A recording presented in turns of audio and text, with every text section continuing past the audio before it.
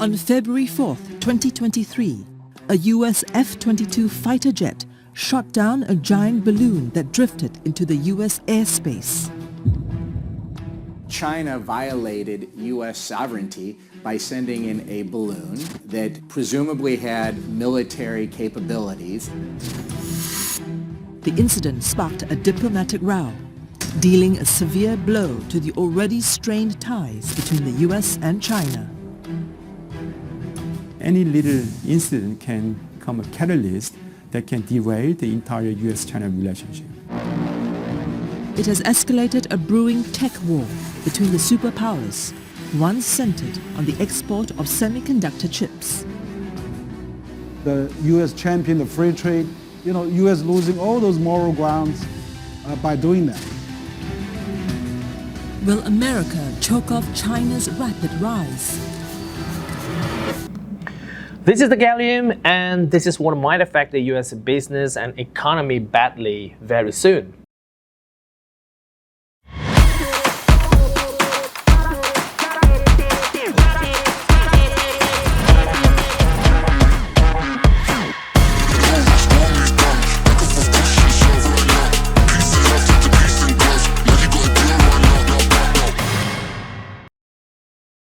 Having transitioned from a trade war, the current situation has evolved into a technology war.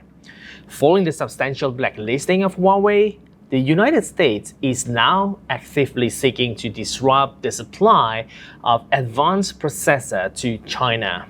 Well, in August 2022, NVIDIA faced a ban from the US Department of Commerce preventing the export of its top-tier chips, named the A100 and the newer H100, to Chinese customers. This measure was implemented to impede the China advancements in artificial intelligence in AI technology. Furthermore, the restriction on technology imports, together with the US allies, to China is expected to persist for the foreseeable future. Well, in May 2023, China responded back to US restrictions by imposing a ban on Chinese companies from utilizing products from American chip giant Micron. As a result, this action has placed some US allies like South Korea in very uneasy positions. So unlike Japan and the Netherlands, South Korea has not yet introduced its own restrictions on the chip industry that would align with the Biden administrations to limit China's access to high-end semiconductors. Well, from China's perspective, this move is seen to be necessary to create a wider gap in the supply chain between the US and its allies. The move could be a serious hit to business for Micron, which generated about 25% of its $30.8 billion in revenue that coming from the mainland China and Hong Kong back in 2022. In December 2022, well, we know that Micron announced a workforce reduction of 10%, and subsequently in March 2023, the company accelerated its layoff plan, resulting in an additional 15% reduction in headcount for the year 2023. In light of the newly imposed sanctions from China, Micron is expected to encounter significant challenges, particularly throughout this year, 2023. But year-to-date, Micron stock price has experienced a remarkable growth of 30% higher. So if you are holding this stock right now, I would say that you probably would like to better watch it out closely. Due to this non-stop onslaught from Rocha. Oh my goodness! What a shot! Alexis Rocha! Well, this technology sector today has become a key battlefield for US and China. Although I would say it will eventually seriously hurt both the employment and the economy. So why this gallium story is very important? First, because China retaliates back by introducing gallium export control. And second, gallium is a primary element denoted by the symbol Ga with atomic number 31. And it has a very unique important property that sets gallium apart from most metals that we encounter in our daily lives. Well, as the world undergoes a transition towards the utilization of the artificial intelligence technology, gallium plays an indispensable role in shaping our modern technological landscape. It serves as a final element in producing semiconductors, particularly in the form of gallium arsenide, a compound semiconductors used to create high-speed transistors and integrated circuits. The unique characteristic of this gallium arsenide lies in its direct bandgap property, enabling it to emit light when stimulated by electric current. This quality makes gallium arsenide highly suitable for the use in various optoelectronic devices such as LEDs, lasers, and many more. Furthermore, gallium is also instrumental in creating gallium nitride, another compound semiconductor that is widely employed in manufacturing high-power transistors and integrated circuits.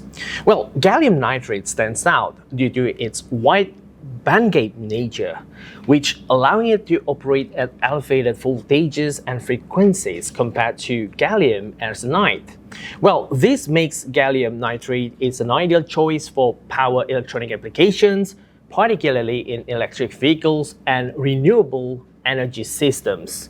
So in a sense, gallium is a very critical material for producing high-performance chips, and without gallium, the electronic industry would not be able to fabricate the high-speed and high-power chips that are pivotal for functioning in the modern devices, including like Wi-Fi routers, 5G networks, supercomputers, digital display, traffic lights, flashlights, medical devices, manufacturing equipment, and, well, telecommunication systems. So here I have a list of stocks that will heavily depend on gallium, and they would be directly affected by gallium export controls. Here we go. First is the company that directly designs, manufactures, and sells semiconductor chips. So here we have Intel, we have Qualcomm, we have Broadcom, we have Texas Instruments Incorporated, AMD, Advanced Micro Devices, and also NVIDIA. Next, we talk about companies that are involved in the development of optoelectronic and radio frequencies. Here we have Cree, Lumentum Holdings, Coherent, Applied Optoelectronics, Acacia Communications, we have Corvo, Amphenol Corporations, and also Skyworks Solutions.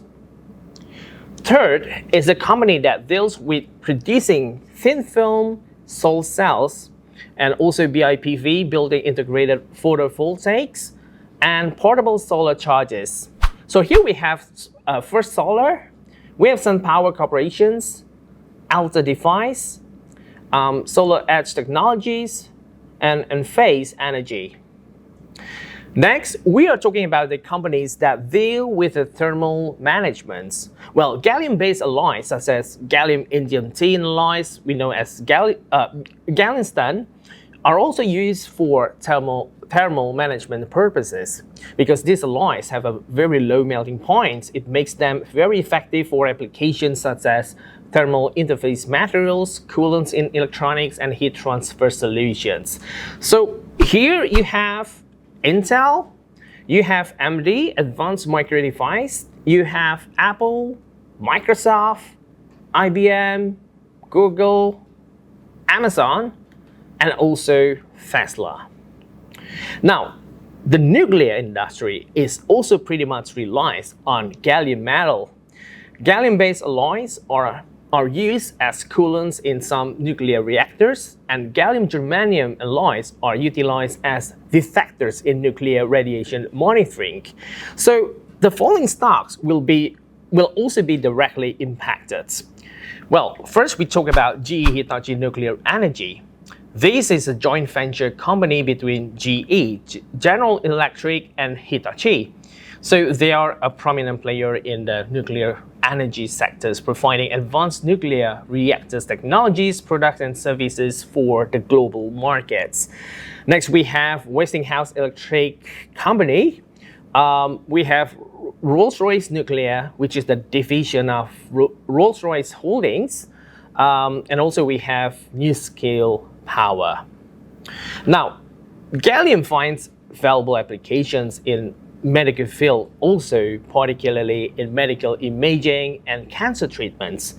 Gallium-based radiopharmaceuticals like gallium-67 citrate play a very crucial role in nuclear medicines for both diagnostic imaging and cancer therapy.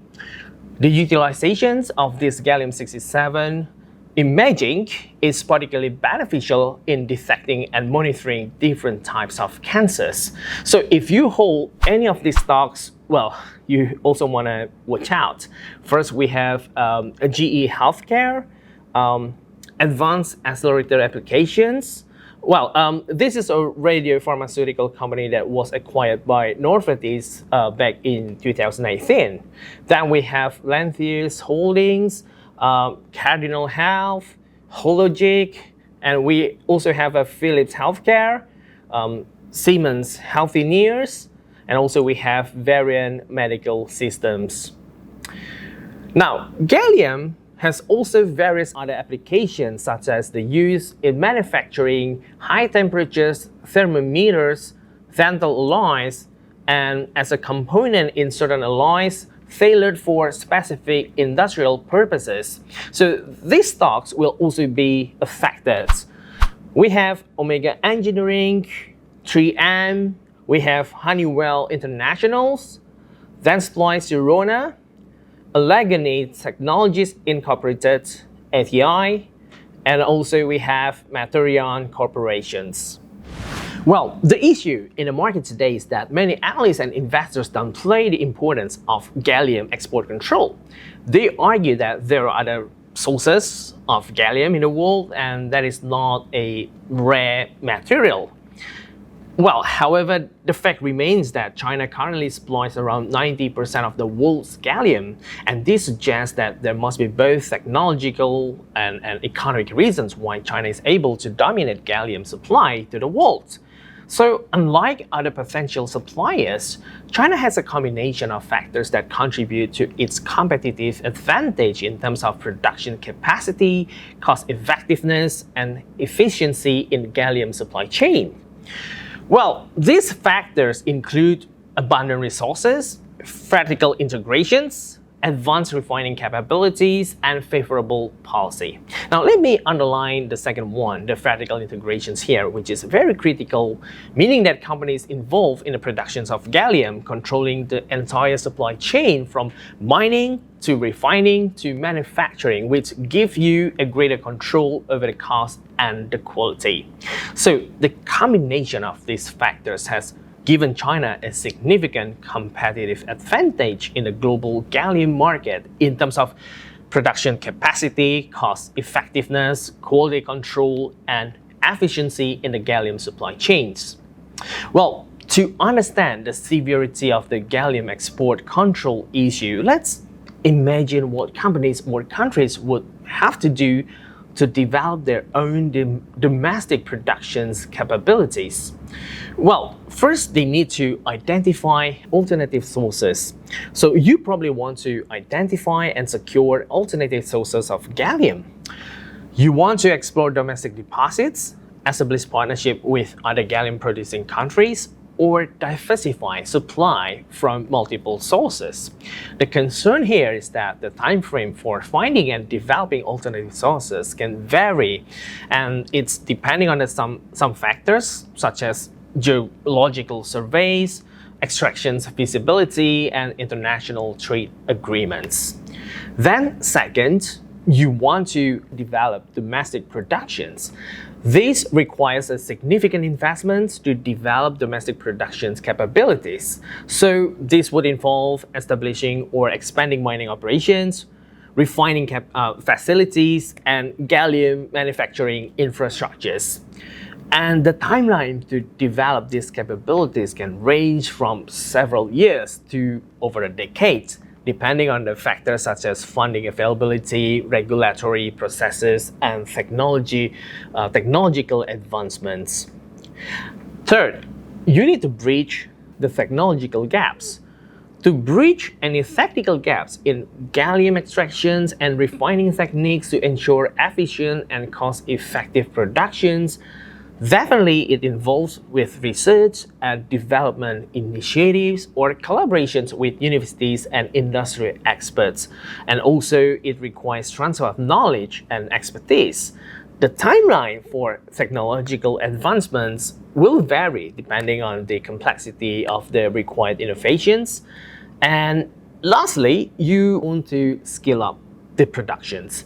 So once alternative sources and domestic production capabilities are established, scaling up productions to meet the demand would be necessary. So this may involve optimizing production processes, increasing extraction and refining capacities, and ensuring consistent supply. So scaling up productions can take several years as infrastructures and operational efficiency need to be improved over time. So hypothetically, a 20-year timeline to complete decoupling from China gallium supply could be a reasonable assumption here, considering the complexities involved in establishing alternative sources and developing domestic production capabilities. So it is very important to note that the timeline can vary depending on various factors.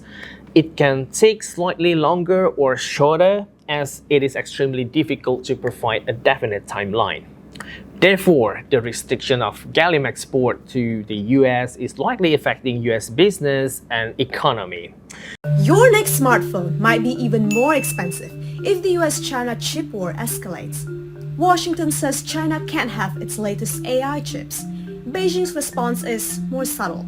It's restricting exports of two metals, gallium and germanium. Germanium what? You may not have heard of them, but you do depend on them. Germanium is vital for high-speed computer chips and the fiber optic cables that deliver your internet.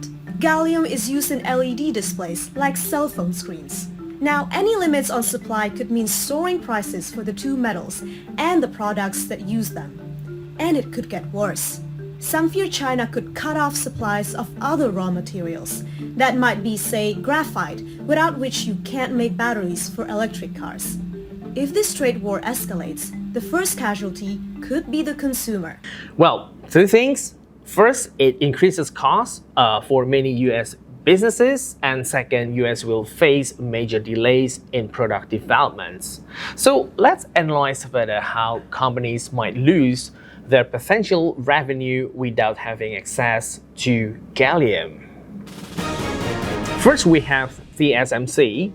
Well, this is a Taiwan semiconductor manufacturing company, which is the world's largest contract chip maker, and it produces chips for a wide range of companies, including Apple, Qualcomm, and NVIDIA. Well, TSMC is also a key supplier to US military. Well, it provides chips for advanced fighter jets and various defense and aerospace applications, from radar to jammers to signal intelligence, military communications, and space capabilities. Back in 2022, TSMC's revenue was about $73 billion.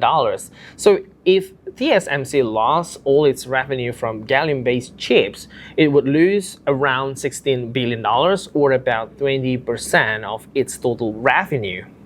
Second, we have Intel. Intel is a major manufacturer of semiconductors, and it uses gallium in a variety of its products, like power transistors, which is to control the flow of electricity in the processors and commonly found in electronic devices like laptops, smartphones, and servers. And then it also uses for high-speed switches, like for telecommunications, and also LEDs, which are primarily found in televisions, smartphones, and any LED lighting. Well, back in 2022, Intel's revenue was about $79.8 billion. So if Intel loses access to gallium-based semiconductors, I would say the company will lose around $25.2 billion, or about 31% of its total revenue. Now we have NVIDIA. NVIDIA is a major manufacturer producing GPU, or graphic processing units. Well, first, gallium is a key component of gallium nitride transistors, which are used in GPU.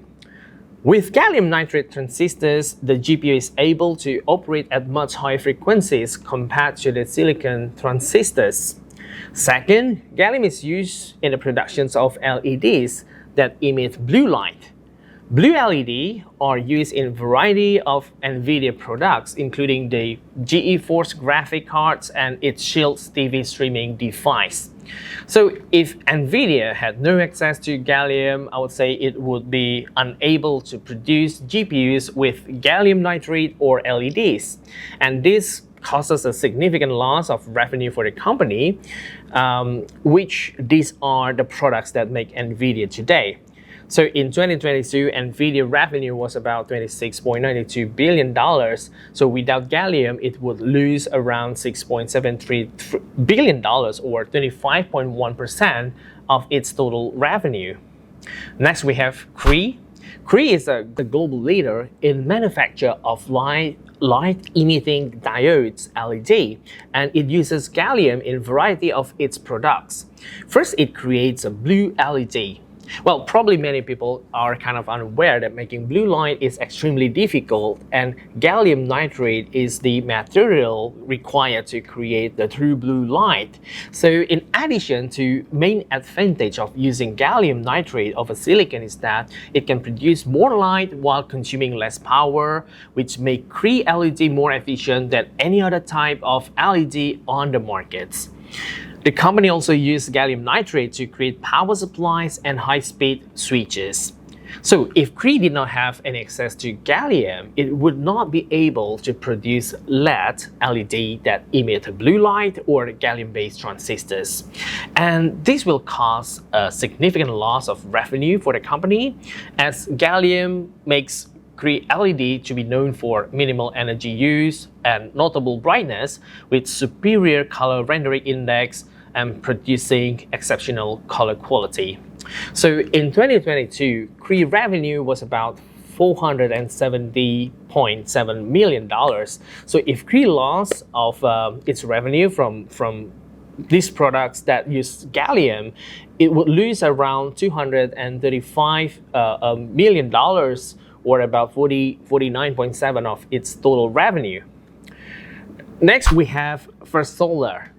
Well, First Solar is a leading manufacturer of solar cells, and the company also uses gallium in a significant portion of its products. In 2022, First Solar's revenue was about $3.4 billion. So if First Solar lost all of its revenue from products that use gallium, it would lose about $1.1 billion, or it is about 32.4% of its total revenue. Now, as China implemented the export control of gallium on August 1st, 2023 this year, many investors are still kind of in a wait and see, and some of them are still trying to read any signal from the US Treasury Secretary Janet Yellen from her recent 4-day trip to Beijing, as seen as the latest attempt to ease the bilateral tensions, including the export control. Now, market is currently at 4,500 level, and it appears to be celebrating the shift from potential recessions to a potential soft landing. However, in my opinion, it is still speculative and extremely overvalued. As a result, export controls could be a newly introduced risk that could potentially lead to the market's next fundamental correction in 2023 this year.